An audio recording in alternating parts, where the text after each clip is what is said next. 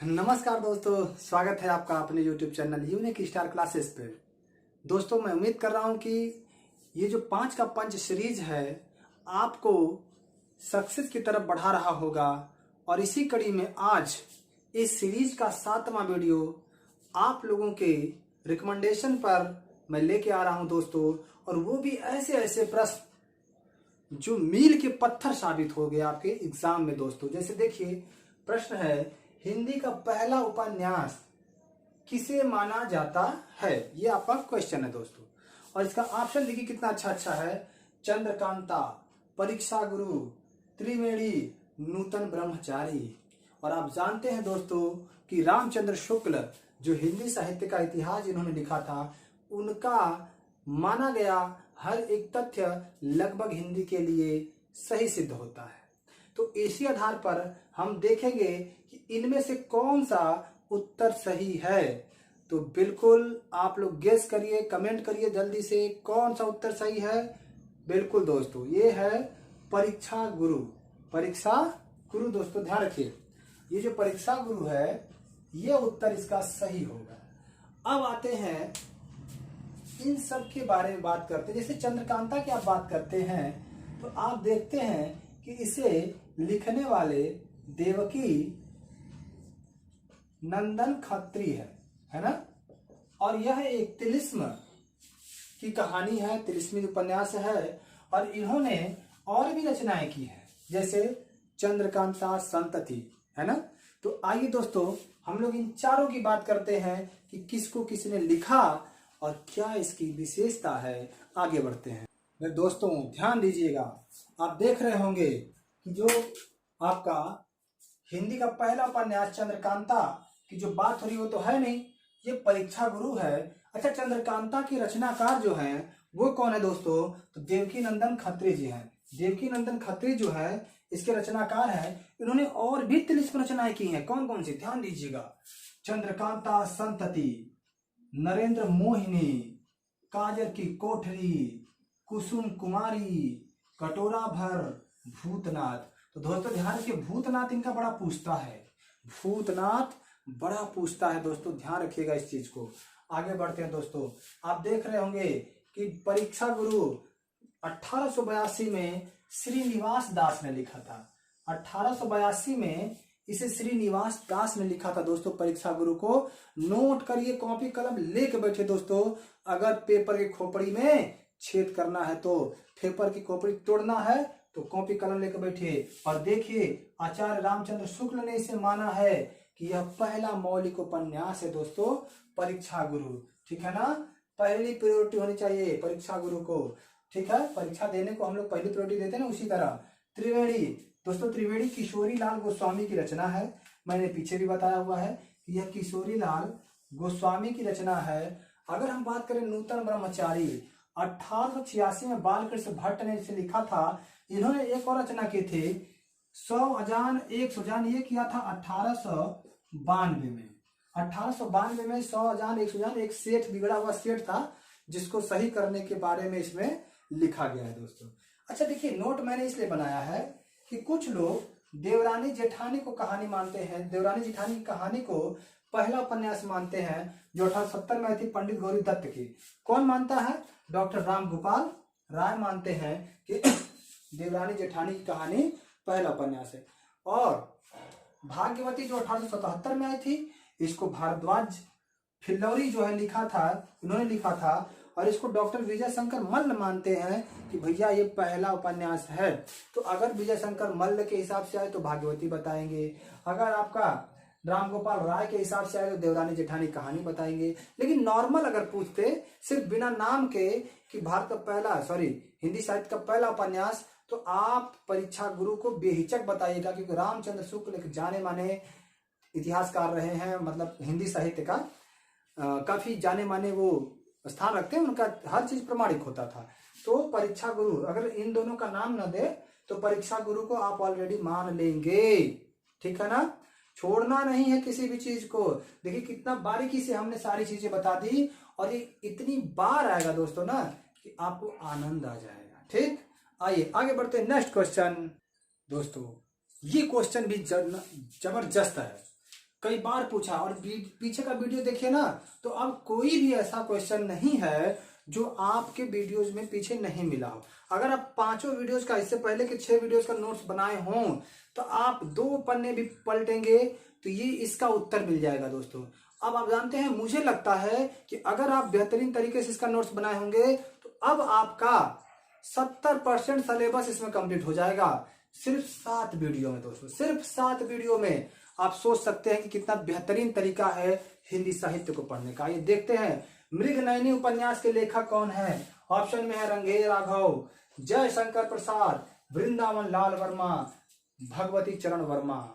तो दोस्तों ध्यान रखिए, जयशंकर प्रसाद तो नहीं हो सकते, क्योंकि आप लोग अक्सर ऐसे प्रसिद्ध जो है लेखक, कवि, उपन्यासकार को पढ़ चुके हैं।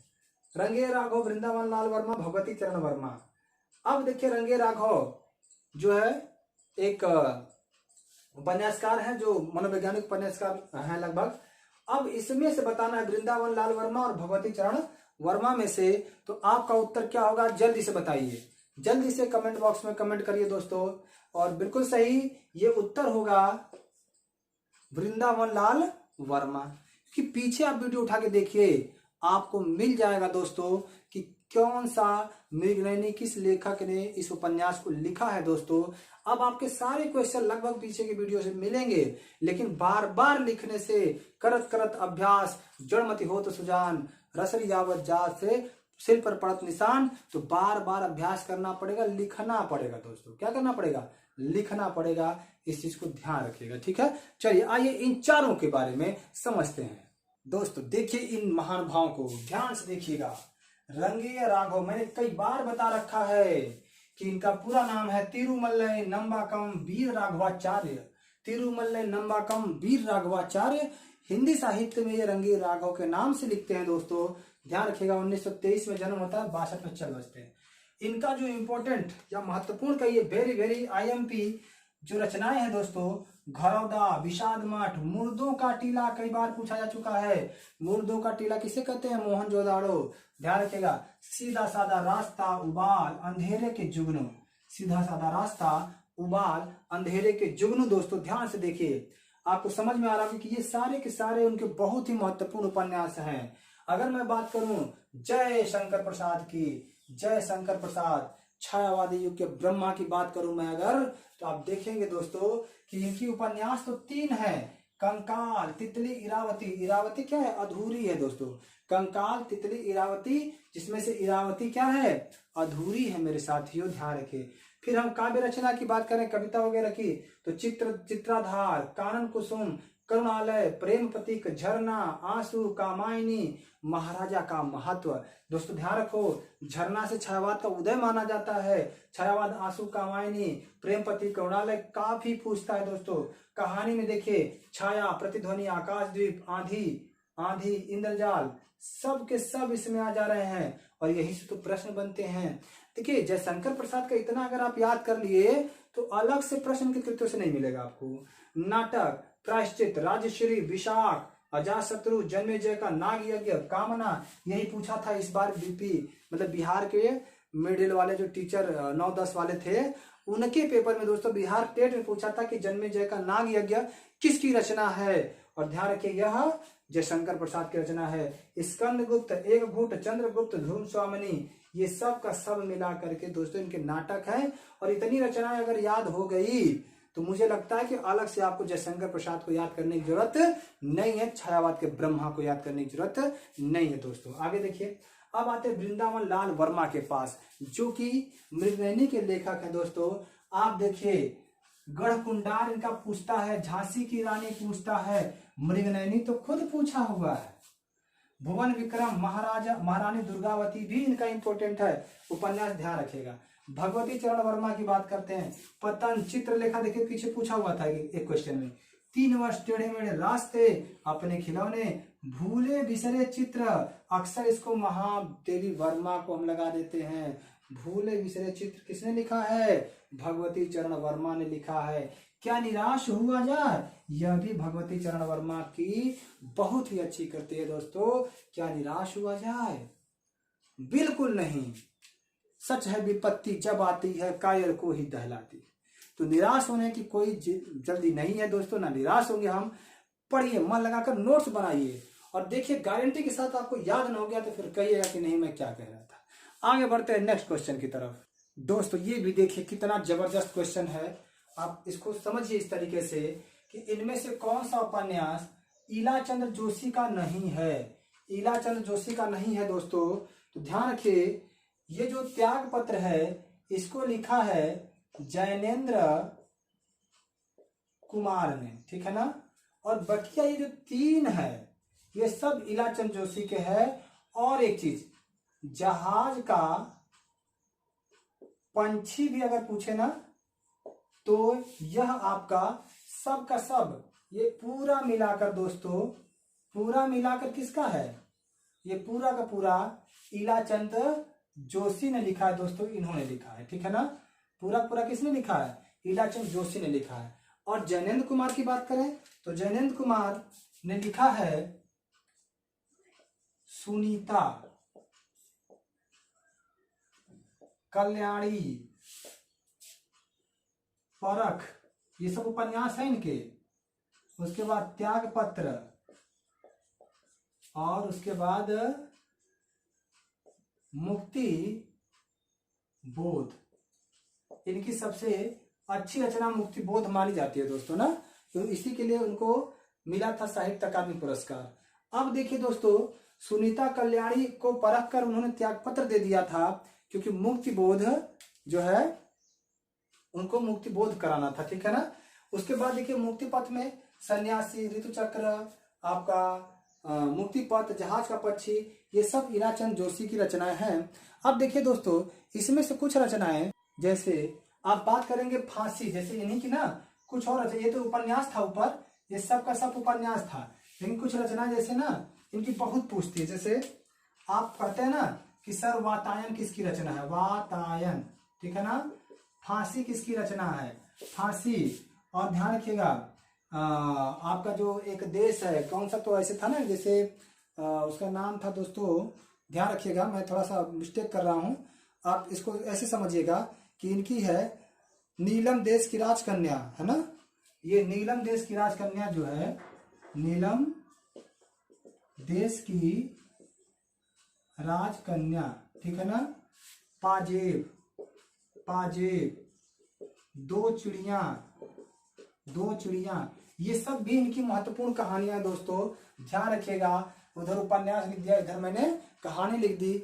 ये है जैनेन्द्र कुमार, जैनेन्द्र कुमार को ध्यान रखिएगा कि इनका जो है उपन्यास जो है मनोवैज्ञानिक तरीके का होता है। ये 1905 से लेकर 1988 तक इस धरा पे रहे हैं और इन्होंने ये सारी रचनाएं की हैं। और ईलाचंद्र जोशी का मुक्ति पथ, सन्यासी, ऋतु चक्र, जहाज का पक्षी, ये सब इसमें आता है।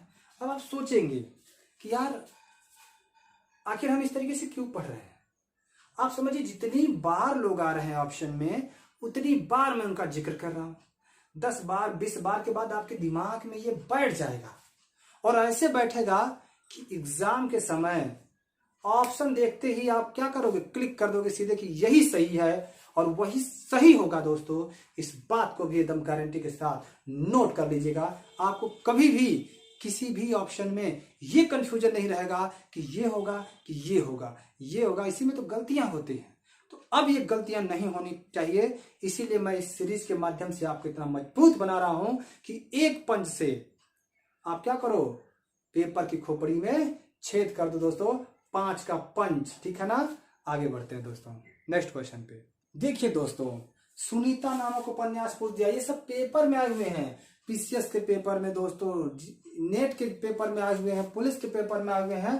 पेपर के क्वेश्चन में बता रहा हूं कि सुनीता, थोड़ी सी मिस्टेक हुई, सुनीता याद रखिएगा, सुनीता जो उपन्यास है कि लेखक कौन है दोस्तों, तो ध्यान रखिएगा। सुनीता उपन्यास के लेखक अभी मैंने आपको बताया था, अभी जस्ट आपको बताया था कि जैनेन्द्र है। सुनीता, कल्याणी, परख, मुक्तिबोध, याद रखिएगा, मैंने अभी बताया था। ईलाचंद्र जोशी के बारे में भी हमने बात करी थी, अभी तुरंत बात करी थी। क्या क्या बात किया था, हमने कहा था ऋतु चक्र, कहा था ना ऋतु चक्र, जहाज का पंछी कहा था ना, हमने ये भी कहा था मुक्ति पथ भी कहा था।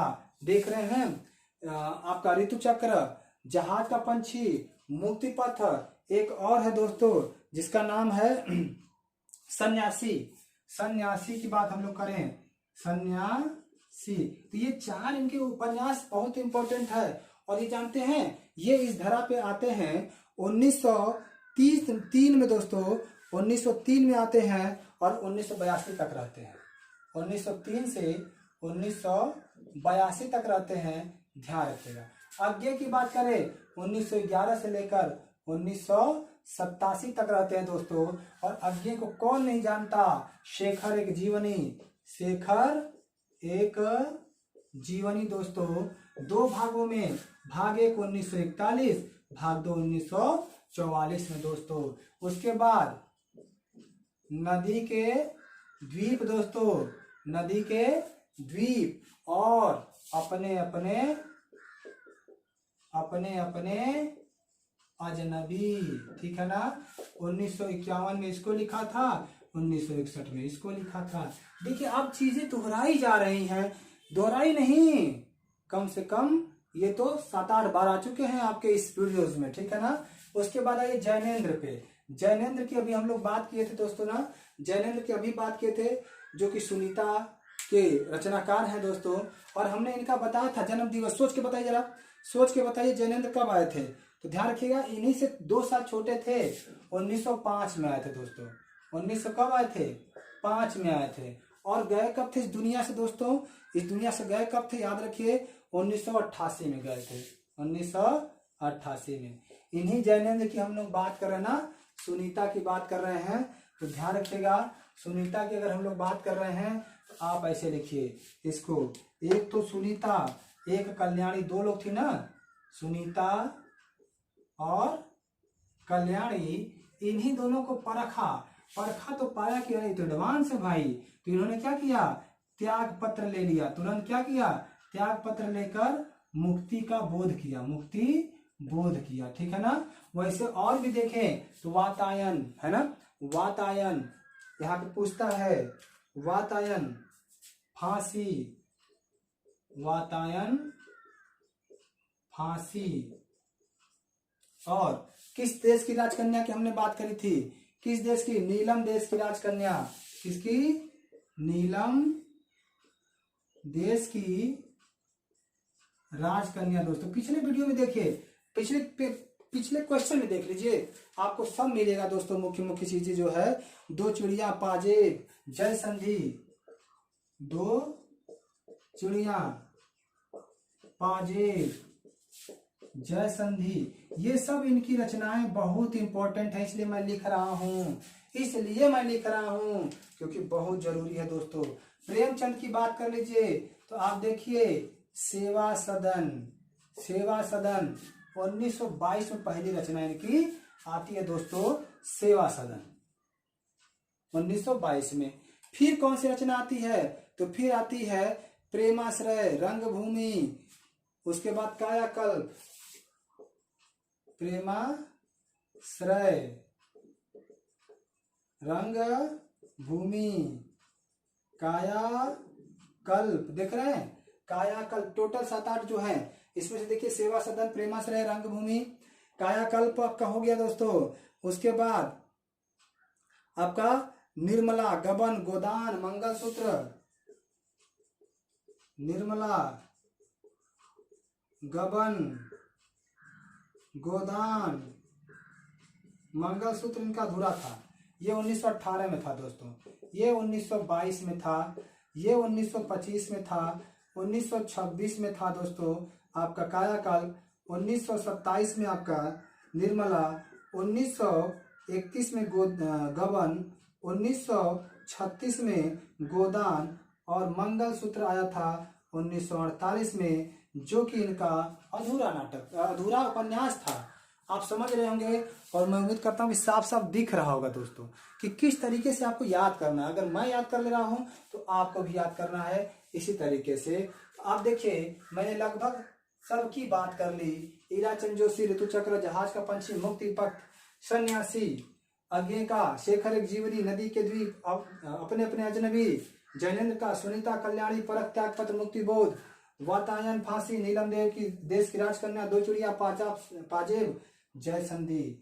और प्रेमचंद का तो आपको याद होना चाहिए, क्रम से याद होना चाहिए, डेट वाइज याद होना चाहिए, ईयर वाइज याद होना चाहिए। चलिए नेक्स्ट क्वेश्चन देखिए दोस्तों, फिर से वही प्रश्न जिसका हमें था इंतजार, वो घड़ी आ गई। क्योंकि अब यही सारे दोहराते हैं दोस्तों। मैंने कहा ना कि कभी कभी हम इतना पढ़ते हैं लेकिन काम की बात नहीं पढ़ पाते, लेकिन अब पढ़ेंगे वही जो पेपर के लिए हो सही, है ना। तो हम लोग अब पढ़ेंगे वही जो पेपर के लिए हो सही। तो इसमें इसी कड़ी में देखिए दोस्तों, शेखर एक जीवनी के लेखक का नाम पूछा है, सबको पता है, कम से कम मैंने कितनी बार बता दिया कि इसके लेखक कौन है, अज्ञे है दोस्तों, अज्ञे। क्योंकि 1911 में जब ये आए ना, 1911 से 1987 तक ये रहे हैं।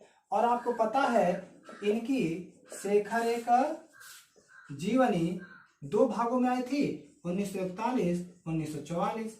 उसके बाद दोस्तों आप देखेंगे तो नदी के द्वीप भी इनका आया था 1951 में। फिर देखेंगे तो अपने अपने अजनबी 1961 में।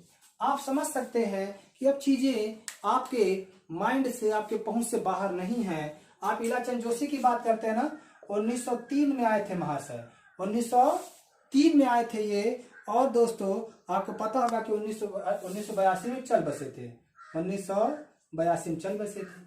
इलाचंद जोशी की भी हमने बात कर ली आपसे कि भाई इन्होंने मुख्य मुख्य रचनाएं कौन कौन सी की थी। तो आपने कहा सर जहाज के पंछी, हमने कहा बिल्कुल सही। आपने कहा मुक्ति पथ, मैंने कहा बिल्कुल सही। आपने कहा सन्यासी, सन्यासी, ऋतुचक्र, ऋतुचक्र। अब बताइए याद हुआ कि नहीं हुआ। आप समझ सकते हैं कि बड़े आसानी से आप इनको याद कर सकते हैं दोस्तों। जैनेन्द्र की बात करें तो जैनेन्द्र की बात करें 1905 में आए थे, 1988 में चल बसे थे। और आप जानते हैं कि यही पूछा है ना, शेखर एक जीवनी तो हो गया, उत्तर इसका अज्ञे होगा। इसकी तो सुनीता कल्याणी, इन दोनों को परखते हैं, ये परख कर कहते हैं भैया सही नहीं हो, दे दो त्याग पत्र। और फिर क्या होता है, मुक्ति बोध होता है कि हमने अच्छा किया। और प्रेमचंद को तो आप लोग जानते हैं दोस्तों, सेवा सदन, प्रेमाश्रय, देखिए याद होना चाहिए, प्रेमाश्रय। उसके बाद आपकी बात करते हैं सेवा सदन, प्रेमाश्रय। उसके बाद आपका आता है प्रेमाश्रय, उसके बाद आपका आता है रंगभूमि, कायाकल्प, निर्मला, ठीक है ना, रंगभूमि, कायाकल्प, निर्मला, गबन, गोदान, मंगल सूत्र। 1918 से शुरू करते हैं दोस्तों, 1922 में प्रेमाश्रय, 1925 में रंगभूमि, 1926 में कायाकल्प, 1927 में निर्मला, 1931 में गबन, 1936 में गोदान, 1948 में आपका मंगल सूत्र। ऐसे ऐसे हो याद तो मजा आ जाए यार। चलिए अब पढ़ेंगे वही जो पेपर के लिए हो सही। बहुत कुछ नहीं पढ़ना है इसमें साहित्य में दोस्तों।